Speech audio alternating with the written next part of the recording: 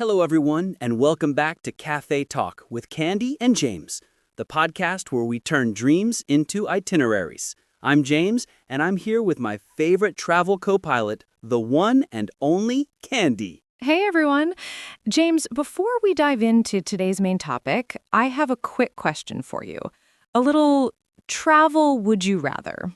Would you rather spend a week exploring a bustling foreign city without a map or a guidebook, or a week hiking in a remote mountain range with a map but no phone signal? Ooh, that's a good one. You know me, I'd definitely take the mountains. The thrill of a real, unassisted adventure is just irresistible. No phone signal? That's not a bug, that's a feature. What about you? I think I'd take the city. The chaos and the unknown of a new urban environment is my jam. I'd love to just get lost and stumble upon hidden cafes and historic landmarks. It sounds like pure magic. See?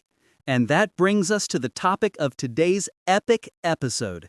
We're doing a deep dive into our ultimate, no-holds-barred dream vacations. The ones we fantasize about when we're stuck in traffic or working late. Last time, we just scratched the surface. Today, we're going all in. So, Candy, let's get back to your perfect fantasy. Okay, let's do it. My ultimate dream vacation is to spend an entire month in Vienna, Austria. A whole month, James. A whole month? That's a serious commitment. Why a month and not, say, 2 weeks? What's the schedule like? Because Vienna isn't just a place you visit, it's a place you have to live in for a while. A month would let me truly immerse myself. I would rent a small, charming apartment in a historic district. My mornings would be for culture, visiting a different museum or palace every day. I'd start with the Belvedere Palace for Klimt's art, then the Hofburg Palace to see the imperial apartments. I'd spend a full week just exploring the grand halls and courtyards. And what about the afternoons? I know your passion for Viennese cafes. The afternoons would be for pure pleasure. I'd find a different traditional coffee house every day. I'm not just talking about any coffee shop. I'm talking about places where you sit for hours, read a newspaper on a wooden stick, and have a slice of homemade soccer torte or an Apfelstrudel. I'd want to try the classic Wiener Schnitzel at a traditional Beisel, and maybe even a few gourmet versions. So what kind of budget are we talking here? A month in Vienna, no limits. Oh, this is the fun part. I would splurge on experiences. I would go to as many classical concerts and operas as possible. I would book a seat at the Vienna State Opera House for a full-length performance. And I would take a high-speed train to Salzburg for a day trip to see Mozart's birthplace. I'd also want to visit during the Christmas season. The city lights, the Christmas markets. It just feels like the setting for a fairy tale. I can picture it. It sounds like a total escape from modern life. What about the challenges? Would you be worried about anything? Honestly, not much. Most people speak English, so I'm not worried about the language barrier. Maybe just getting lost in the labyrinthian streets, but that's part of the fun. My only real challenge would be leaving.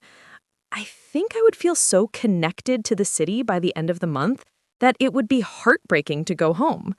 It's a fantasy, but a beautiful one. Candy, your trip sounds like a beautifully orchestrated symphony. Mine is a bit more like an epic, sprawling folk ballad. My ultimate dream vacation is to spend an extended, immersive trip in Yunnan, China. I'm not talking about a 2-week tour. I'm talking about living out of a backpack for at least a month. A month? You're just as serious about your nature escape as I am about my city trip. How would you even begin to plan that?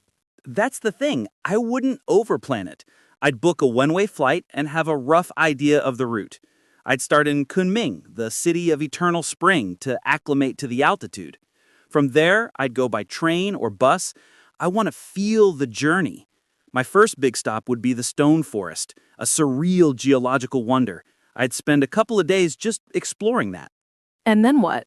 Where would the adventure truly begin? The real adventure would be heading north.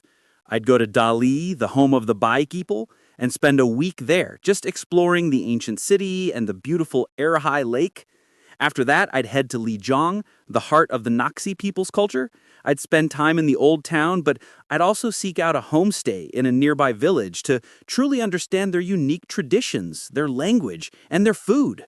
I'd have to try the yak meat and the local dairy products. That sounds amazing, but also physically demanding. How would you prepare for that? You're right. I'd trained for it beforehand. I'd need to be ready for the altitude, especially for the hike through the Tiger Leaping Gorge, which is my #1 priority. I want to spend at least 3 days hiking that trail, sleeping in guest houses along the way. I'd also visit the sacred city of Shangri-La and the nearby Putakao National Park, which is a high-altitude wonderland of grasslands and forests. The sheer scale and raw beauty of Yunnan is what draws me in. What about the language barrier? Would you worry about that in such a remote place? It would definitely be a challenge, but I see it as part of the experience. I'd learn basic phrases, and the rest would be a mix of body language, translation apps, and the kindness of strangers. My goal isn't just to see the sights, it's to have meaningful interactions, to be humbled by the vast landscapes and inspired by the resilience of the local people. It's a trip for the soul as much as it is for the body. Welcome to a new segment we're calling Travel Dilemmas, where we tackle some of the tough choices every traveler has to face. Today's dilemma is solo travel versus group travel. What's your take, Candy? I'm a firm believer in group travel. The joy of sharing a new experience with friends or family is just unbeatable. You have built-in support, shared memories, and someone to laugh with when things go wrong. Plus, you feel safer, especially in a new or foreign place. I get that, but I'm on the other side. I'm a huge fan of solo travel. The freedom is unparalleled. You can wake up whenever you want, eat wherever you want, and change your entire itinerary on a whim. It's also a powerful tool for self-discovery.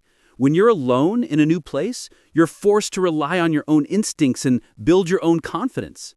I agree, it can be empowering, but what about the loneliness? You're in a beautiful place, and there's no one to say, "Wow, look at that," or to capture the moment with you. It feels a bit incomplete. I think you find a different kind of connection. You end up having more conversations with locals and meeting other travelers. You're more open to new experiences because you don't have a safety net of people you already know. So while the experience isn't shared in the moment, you get a richer, more authentic connection to the place itself. I can see that. Maybe the answer is a mix of both. A good compromise. Exactly. No right or wrong answer, just different ways to explore the world. Well, Candy, we've gone on the journey just by talking about it. Your perfectly planned Viennese fantasy versus my rugged, go-with-the-flow Yunnan adventure. It's so interesting how our travel styles reflect our personalities. Mine is about order and beauty, and yours is about freedom and exploration. But they both sound pretty perfect in their own ways. Absolutely. And it just goes to show that a perfect vacation isn't the same for everyone. It's all about what makes your heart race and your imagination soar. We've shared our dreams, but now we want to hear from you. What's your ultimate dream vacation? And what's a travel dilemma you faced? Let us know on our social media channels, and we might feature your response in a future episode. Thanks for tuning in to Café Talk with Candy and James. We'll be back next time with more travel talk. Until then, keep dreaming of your next big adventure. Bye, everyone.